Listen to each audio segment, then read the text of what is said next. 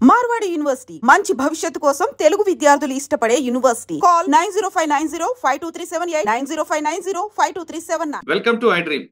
పిల్లలు తిన్నారా లేదా అని, ఒకవేళ సరిపోతో లేదా అని చాలా మంది తల్లులు కడుపు మార్చుకొని పిల్లలకి కడుపు నుండి అన్నం పెట్టాలని చూస్తారు. అలాంటి మహాతల్లు ఉన్న ఈ లోకంలో ఒక తల్లి తన మాజీ ప్రియుడితో కార్యక్రమాలు కట్టొస్తున్నాడని ముగ్గురు పిల్లల్ని చంపేసింది.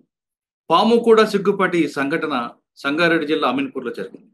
సభ్య సమాజం సిగ్గుతో తన గంటను గురించి ఒకసారి మాట్లాడితే ఆ తల్లి ముగ్గురు పిల్లలకి పెరుగంలో విషం పెట్టి చంపేసింది. చిన్నాడు స్నేహితులతో కార్యక్రమాలకి అడ్డొస్తున్నారని చంపేసింది. ఆమె ఎవరు, ఆమె గురించి ఆ భర్త ఏమంటున్నారు? ఒకవైపు భార్య జైలుకి వెళ్ళింది, మరోవైపు ముగ్గురు పిల్లలు సమాధులు అయిపోయారు. వాళ్ళని తలుచుకుంటూ ఆ తండ్రి ఎంత మానసిక శోభ గురవుతున్నాడో ఆ తండ్రిని అంటే తెలుసుకుందాం. చెన్నై గారు నమస్తే అండి. నమస్కారం సార్.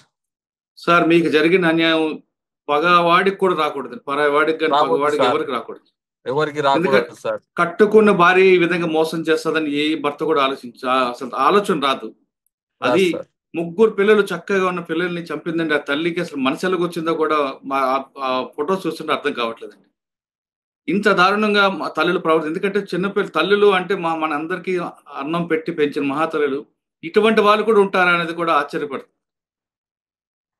సార్, ఒకసారి మీకు ఆ అమ్మాయికి ఎలా పరిచయమైంది, అసలు మధ్యలో ఆ వ్యక్తి ఎవరు, ఆ రోజు ఏం జరిగింది చెప్పండి ఒకసారి. నాకు పెళ్లి అయి 13 ఏళ్ళు అయిపోయింది సార్. 13 ఏళ్ళ నుంచి రాని ఆడు శివకుమార్ అనేటోడు గెట్ టుగెదర్ పార్టీ పెట్టుకున్న పార్టీలో పోయింది మా భార్య.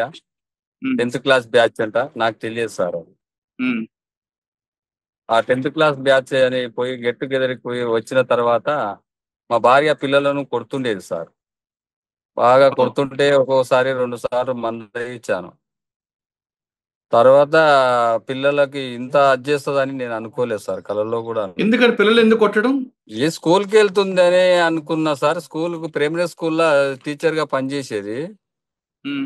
పిల్లలతో ఏగలేక వచ్చి ఇంటికి వచ్చి పిల్లలను కొడుతున్నా అనుకున్నా, గానీ ఆమె కోపం ఏంటి మీద చూపించేది, మా పిల్లల మీద చూపించింది. అంటే ఎప్పుడైనా చెప్పిందా శివకుమార్ గురించి మీతో? చెప్పలేదు సార్, నాకు చెప్పలేదు. అంటే మరి మీకు అనుమానం ఎందుకు వచ్చింది? ఫోను మాట్లాడుతున్నది, ఇంట్లో మాట్లాడుతుండే.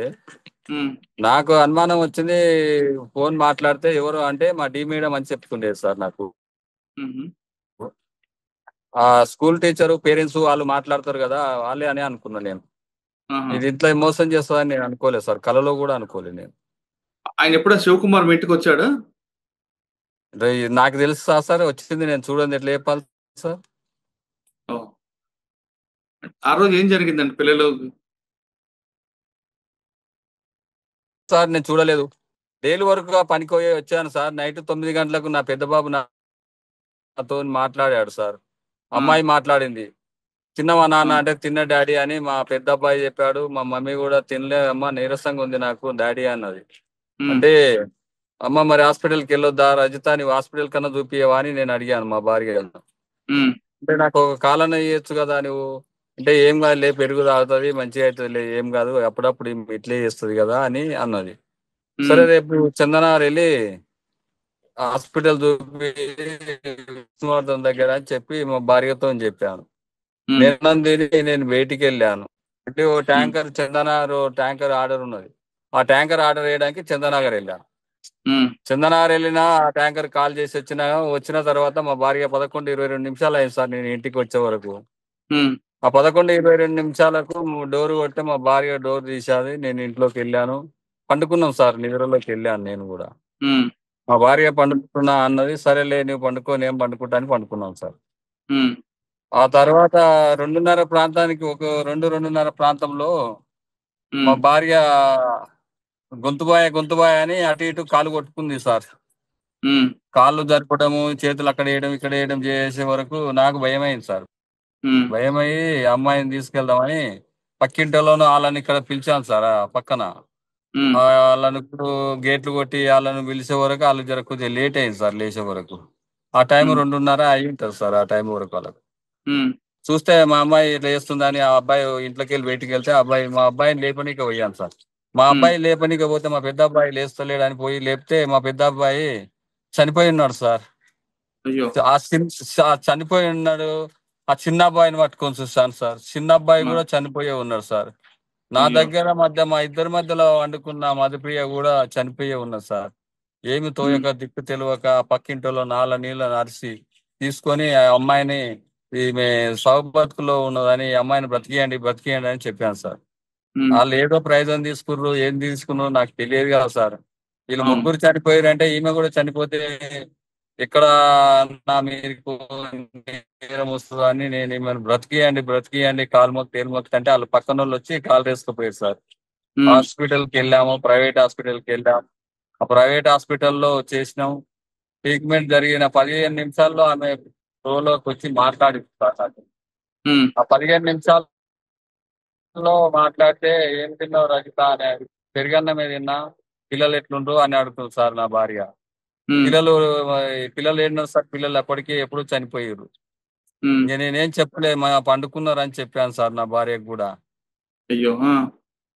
ఆ ఆమెకు ఎప్పుడు అప్పుడు ఆ తెలిసింది డాక్టర్ గారు ఏమన్నారంటే ఆమెకి ఉమ్, ఏ విషయం చెప్పకుండి, ఆమె మళ్ళీ లేకపోతే మందు ప్రయోజనం తీసుకున్నట్టుంది, కోమాలోకి వెళ్ళిపోవచ్చు, నువ్వు ఏ ఉమ్, విషయం చెప్పకనే అని డాక్టర్ గారు చెప్పారు. నేనేం విషయం చెప్పలేదు సార్. ఎట్లుంది ఉమ్, పానం ఎట్లుంది అని అడిగిన, అంతవరకే అడిగి నాకు ఉమ్, మంచిగా అయింది, పిల్లలు ఎట్లుండ్రో అని అడిగింది. ఉమ్, అడిగితే పిల్లలు పండుకున్నారు, లేవలేదు అని నేను చెప్పాను సార్. ఉమ్. అది ఎప్పుడు సార్. చెప్పారు అమ్మకి చనిపోయిందని? ఆ చనిపోయిందని పోలీసు వాళ్ళు వచ్చి చెప్పారు సార్ వాళ్ళకు, నా భార్యకు. ఏమన్నది అమ్మ ఎప్పుడు? నేను చెప్పలేదు సార్. నా నన్ను అప్పటికి నన్ను పోలీసు వాళ్ళు తీసుకెళ్లారు సార్. అప్పుడు పిల్లలకు ఇష్టం ఇచ్చిన తండ్రి అని నన్ను తీసుకొని పోయి పోలీసు వాళ్ళు తీసుకెళ్లారు. ఉమ్, ఆ తర్వాత ఆమె దగ్గరికి పోయి ఎవరు చెప్పిర్రు ఏం చేసిర్రు తెలియదు సార్. నాకు సాయంత్రం 4:30, 5కి వదిలేశారు. ఆ, నన్ను అడిగారు, అడిగితే నేను చెప్పాను సమాధానాలు. సార్ ఇది పరిస్థితి ఇది అని చెప్పాను సార్. ఆ ఆ, సార్ అప్పుడు తీసుకొని అక్కడ ఎవరున్నారు ఏందని ఫోన్ డాటా తీసుకొని నాకు చేశారు సార్. ఉమ్. సారు మీ పిల్లలను పెట్టుకోపో బాబు అని తోలిచ్చేసి తర్వాత మీరు భార్యతో మాట్లాడారా? హాస్పిటల్కి వెళ్ళి మాట్లాడాను సార్. ఆ, మాట్లాడితే రజిత ఎంత పని చేసినావు, పిల్లలను ఏం పాపం చేసినావు, నేనేం పాపం చేసినా, రజిత పిల్లలను ఎందుకు చంపినావు, నన్ను చంపేది ఉండే కదా అంటే ఒక్క మాట మాట్లాడదు సార్. కంట్లోకి వెళ్ళి నీళ్ళు వెళ్ళలేదు సార్. నా బాధ దిగమింగుకొని నేను బయటికి వచ్చేసాను సార్. నేను ఆడికి సార్ చివరి చూపు సార్ బయటికి పంపియండి అని ఆ ఎస్ఐ గారికి చెప్పాను సార్. ఎస్ఐ మేడం ఉంటే ఆ మేడానికి చెప్పాను, మేడం మీరు చివరి చూపు మేడం ఒక్కసారి చూడనియండి సార్ మా భార్యనని అంటే లేదు వద్దు అని పంపించేయలేదు సార్ నా భార్యను. అంటే చనిపోయిన పిల్లల్ని కూడా చూడలేదు ఆమె? చూడలేదు సార్ చనిపోయిన పిల్లలు. ఆమె చనిపోయింది చూడలేదు సార్. ఆమెనే చంపిందా ఎవరు చంపింది నాకు తెలియదు సార్. మరి అది అసలు విషయం ఎట్లా ఉమ్. చంపింది కూడా నాకు తెలియదు సార్. మరి అది పోలీసులు ఏం చెప్పారు మీకు? పోలీసు వాళ్ళు ప్రెస్ మీట్ లో చెప్పారు సార్. అది తువాలతోని చుట్టి చంపిందని చెప్తున్నారు సార్. మరి ఇప్పుడు అప్పుడు ఫస్ట్ ఉమ్, లోనే మందు అన్నారు సార్. మందు కాదు, తువాలతోని చుట్టి చంపిందని చెప్తున్నారు.